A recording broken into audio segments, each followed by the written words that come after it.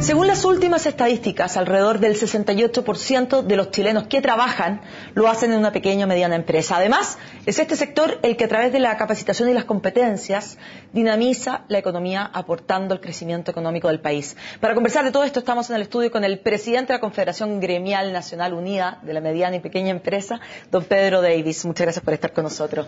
Hola, buenas. La Conupia, finalmente, bien complicado el nombre si uno lo desglosa, ¿no es cierto? Es como una poesía, sí. Es como una poesía. Una poesía también es lo que viven muchas veces las pequeñas y medianas empresas. Ustedes están ahora medio enojados porque la ministra Matei, la ministra de Trabajo, fue a una gira, ¿no es cierto?, a Australia, Nueva Zelanda y distintos países, y no los consideró ni siquiera para llevarlos en un tema de capacitación, ¿no es cierto? La verdad es que no nos preocupa no haber ido en la gira. Nos preocupa el tema de fondo, que no son considerados. El tema de fondo, nos preocupa que la ministra se reúna con la CPC y con la CUT, y en un gobierno que dice ser el gobierno de las pymes, no seamos considerados a la hora de conversar los temas laborales. Cuando son los que más entregan...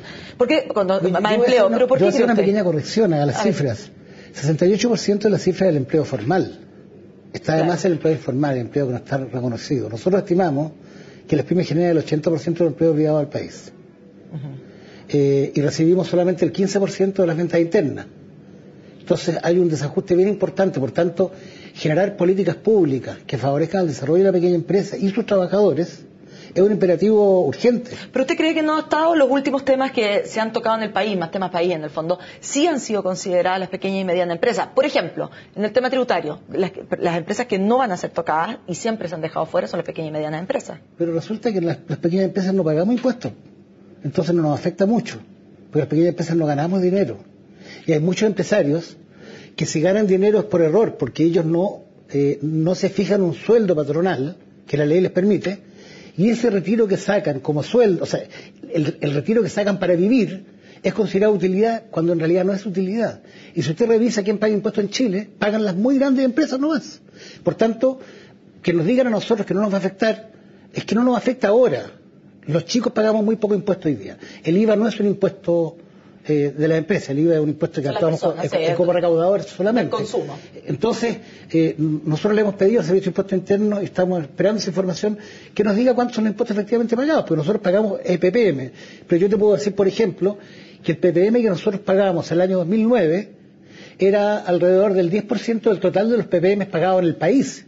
Todas las pymes, que somos el 99% de la empresa, pagábamos solo el 10% de los PPM. Y de ese 10% de los PPM hay mucho que viene de vuelta, pues está constituido por impuestos que se pagan a cuenta de, y al momento de hacer la declaración de impuestos, tú, mira, pregúntale a 10 pymes y vas a ver que 9 de ellos, cuando hacen la declaración de impuestos, están haciéndola para esperar que les devuelvan dinero. Claro, para que le devuelvan los PPM, precisamente. Claro, justamente. Oiga, pero ¿qué es lo que usted propone entonces? ¿Qué cree usted que tendría que efectivamente pasar para que ustedes sí se sientan considerados? La verdad es que es harto. La verdad es que debiéramos considerar que las pymes pasaran a ser un tema del país. Un tema del gobierno, del parlamento, de las universidades. Las pymes en Europa constituyen entre el 40 y el 50% del producto. En Chile menos del 10%. Las pymes en México, en Colombia, en Argentina son el 40% del producto. Aquí menos del 10%. Usted está hablando entonces finalmente que hay concentración. Hay una concentración económica brutal. Y eso impide que los mercados funcionen. Nosotros somos partidarios del mercado, absolutamente partidarios, pero de mercados que funcionen. ¿Cómo puedes hacer tú competir en un mercado, una pyme, que paga un 30% más que la gran empresa de la construcción por el cemento o por el fierro? No puede competir, tiene una diferencia estructural porque el otro tiene la espalda más grande. Pero volviendo al tema de la ministra Matei, que no lo quiero dejar pasar, si en el país, cuando se definen las políticas laborales, cuando se define la negociación colectiva, cuando se definen los salarios mínimos, cuando se define la previsión, el salario mínimo, el salario digno, no se considera la pyme, no se resuelve el problema de los trabajadores. Se ataca solamente el problema de un 20%, que son los trabajadores que están en la gran empresa, que tienen capacidad de organización, y por eso se llama la CUT, que lo encuentro perfecto. Pero tiene que considerarse este otro sector. Los salarios más malos están en nuestro sector probablemente. Los salarios con un componente... Entonces si ustedes estuvieran ahí, en esa mesa de negociación, ¿qué sería lo que ustedes habrían dicho? Primero, esto hay que considerar. Primero, hay que lograr que los pequeños empresarios declaremos todo el sueldo que le pagamos al trabajador legalmente. Porque como no nos alcanza el dinero, el trabajador nos dice, mira, a mí no me alcanza con 180, con 190, póngame el sueldo mínimo legal y el resto me lo paga por el lado. Ese que yo pago por el lado no paga imposiciones, porque si pagara imposiciones tendría que reducirle eso. Entonces, efectivamente, nosotros probablemente pagamos 250, 260, 280 mil pesos. Pero una parte de eso no se reconoce. Como no se reconoce, no va a la previsión, no va a la salud. Lógico, el pan para hoy, hambre para mañana para el trabajador. Yo le digo al trabajador, ¿sabe qué? No, yo le voy a pagar en lo que corresponde, le sacrifico el ingreso presente. ¿Qué tendría que hacer el Estado entonces en ese punto? En ese punto, por ejemplo, sentarnos a conversar, sacar la información dura, sacar las cifras, los datos, y ver, por ejemplo, la política de subsidio de la pequeña empresa decreciente. Supongamos, nos parte subsidiando aquella parte del salario o del costo de leyes sociales del salario que nosotros no declaramos en un 80% durante 2 años, en un 60% después, en un 50% y después en 0%, para que gradualmente, en la medida que las empresas mejoren sus resultados, se hagan cargo del costo total. Nosotros no queremos ningún regalo. El Estado nos ayuda a resolver el problema de la deuda previsional. Hay cientos de miles de trabajadores de este país que no van a tener previsión, van a tener la previsión básica, porque sus empresarios quebraron o se acabaron y ahí quedó la deuda. Y como el Estado funciona con el principio, es un problema entre privados, pero es un problema entre privados que al final tiene que hacerse cargo el Estado. El trabajador. No, el Estado. Pues el Estado le va a tener que pagar la pensión mínima. Entonces, ¿qué hago yo con un empresario que se metió en el tema de la deuda previsional y que no puede salir? Puedo ahorcarlo, puedo pegarle un balazo, puedo meterlo preso, ojalá no pero lo haga. eso no resuelve el problema.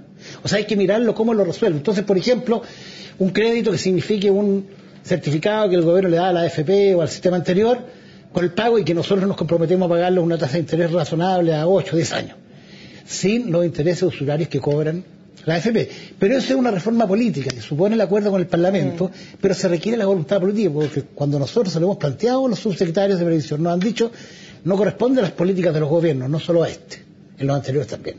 ¿Y qué cree usted respecto a un tema que en este momento está bastante en boga? Ha estado siempre también en Chile en boga, pero le digo específicamente, por ejemplo, por el caso de España, en el cual en estos momentos hay grandes huelgas, precisamente por una mayor flexibilidad laboral que está proponiendo el gobierno de Rajoy y que muchos de los trabajadores no quieren. ¿Qué piensa usted respecto a ese punto? ¿La flexibilidad o rigidez el problema laboral? es que se habla de repente con cifras y hay economistas que hablan con cifras que no son verdad. Si nosotros pensamos en Chile, el porcentaje de horas que trabaja la población, yo le garantizo que hay cerca de un 50% de los trabajadores que trabajan mucho menos de la jornada, que trabajan menos de 45 horas, y más del 30% trabaja menos de 25 horas a la semana. Entonces ya existe flexibilidad laboral en la práctica, con los mecanismos informales. Entonces hay que tener cuidado, porque de repente esto se presta para abuso, se presta para, por ejemplo, cuando vino la crisis del año 2008, la gran empresa nos dijo a los pequeños empresarios que éramos subcontratistas, baje sus precios por mientras, para pasar la crisis, y después lo arreglamos. Y nunca se arregló. Nosotros bajamos los precios y nunca se arreglaron. Entonces, es un tema complicado, hay que sentarse a verlo con cifras. Pero eso que usted está diciendo, a mí personalmente me suena más a un tema cultural que a un tema que se pueda resolver con alguna ley. Claro que hay un tema cultural. Pero ¿cómo se resuelve ese tema cultural? Esa es la pregunta, porque ¿lo resuelve usted con leyes? Es una mezcla. Es educación, entorno político, institucional, social, es regulación del Estado, porque es una mezcla de cosas. Mira, el Estado sacó una ley, no más DICOM. ¿Qué pasó con eso? Sigue existiendo el DICOM, no ha pasado ni siquiera 2 meses, y toda la banca, todo el sistema comercial compró la base de datos que tenía el DICOM. Porque la gran empresa no funciona con el elemento de las buenas prácticas por buena voluntad, porque está manejada por gerentes que sus sueldos tienen indexado al nivel de utilidades. Y a esa persona no le pueden pedir, oiga, baje el nivel de utilidad de su compañía, porque es atentar contra la misión para la cual lo contrataron. Usted está hablando finalmente de los conflictos de interés que eventualmente hay en las grandes empresas. En un país donde además las autoridades públicas es un pasadizo entre los directores de las empresas privadas, los ministerios y el Parlamento. Pero volviendo a las pymes, ¿qué cree usted que habría que hacer realmente, concretamente, hoy día para mejorarlo? Usted ya habló del tema de sincerar, ¿no es cierto?, los sueldos verdaderos de los trabajadores y que los ayuden, por lo tanto, con las previsiones. A ver, el ideal sería hacer de verdad una mesa de trabajo, pero una mesa de trabajo potente, gruesa. El ministro Longueira... Esto saca votos. ¿Por qué no se ha hecho entonces? Porque se hace para la elección. El ministro Longueira nos ofreció una mesa de trabajo que estamos esperando hace 6 meses. La mesa de trabajo PYME está hace 6 meses esperando que se constituya. Hay que hacer una mesa y ver los problemas estructurales de la economía, los problemas macro. Pero por mientras yo voy a hacer propuestas concretas. 1, poner una comisión a trabajar el tema de la deuda previsional. 2, nosotros tenemos estudios del Instituto de la Confederación que indica que las mujeres contratan mujeres. Una política especial para fomentar el empleo femenino y el emprendimiento femenino. Han habido experiencias pilotos de Corfo, que yo las aplaudo, como el plan de emprendimiento femenino que hizo junto con Cername el año pasado, importante. 3, el subsidio a la contratación, pero con foco pyme. No estos instrumentos que son para todo el mundo por igual, porque al final los termina aprovechando mucho más la gran empresa, que es la que no tiene DICOM, que es la que no tiene leyes sociales, porque al momento de ir a usar los subsidios que el Estado tiene, uno se empieza a encontrar con las condiciones. ¿Qué piensa la capacitación? La capacitación en este gobierno hubo un avance importante que es el bono empresa negocio. Ese bono empresa negocio hay que hacerlo crecer, hay que orientarlos a las competencias laborales de los trabajadores y hay que eliminar la franquicia tributaria, porque la franquicia tributaria para lo único que sirvió fue para engordar las arcas de la gran empresa. Pero el bono empresa negocio hay que desarrollarlo con más fuerza. Ahí hay un camino que hay que profundizar. Don Pedro, se nos acaban más de 10 minutos de conversación. Quedaron todos los puntos que usted dijo sobre la mesa. Nosotros ahora vamos a tener que hacer también nuestro trabajo de empezar a investigar qué ha pasado con eso. Muchas gracias. Gracias a ustedes. Con esta entrevista entonces terminamos este nuevo día en Agenda Económica. Como siempre, los invito a seguir juntos a CNN Chile.